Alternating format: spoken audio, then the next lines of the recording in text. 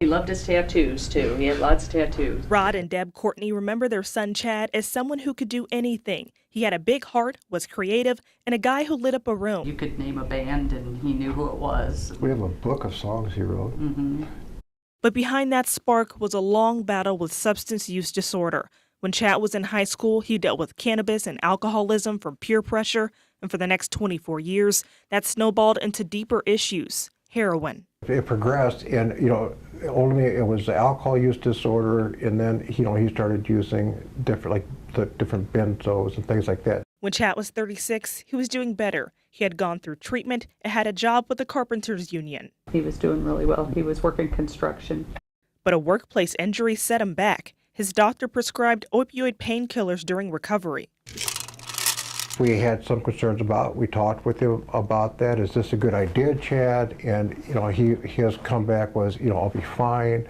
I'll be fine. It's prescribed by the doctor. That was the beginning of his journey through opioids, abusing first the prescription pills before moving to heroin when the prescriptions ran out, eventually leading to a fentanyl overdose. That's one of my favorite pictures. That's one of my favorites. That was a good day.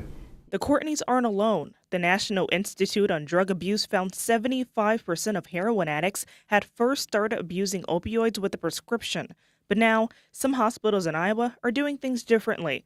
It's called the Billion Pill Pledge, a program from Iowa-based Goldfinch Health that's working on better pain management after surgery, meaning fewer opioid prescriptions. Before surgery even begins, we're working so that the standard patient, that each patient when they show up, get multiple methods of non-opioid pain medications before surgery even starts. The idea is to manage pain safely with fewer pills and more support. That includes follow-up texts, calls, and help from a nurse 24 hours a day. And those may be the most crucial times that you need to be, following the patient and being there for them. Emerson said she's helped patients terrified of relapsing, people in recovery needing surgery but fearing the medications that once took over their lives. I was so scared to go through that surgery and be re-exposed to that demon and that addiction.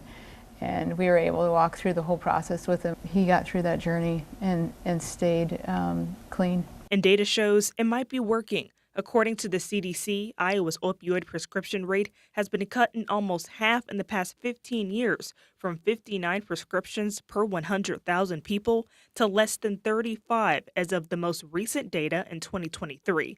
Goldfinch says that's because of a shift from the pill pushing from pharmaceutical companies. We're shocked at how incredible surgery and ER experiences can be when we've updated our practices and we've, again, set aside what the opioid manufacturers have told us. The starting point for all this, the opioid epidemic as a whole, was overprescribing.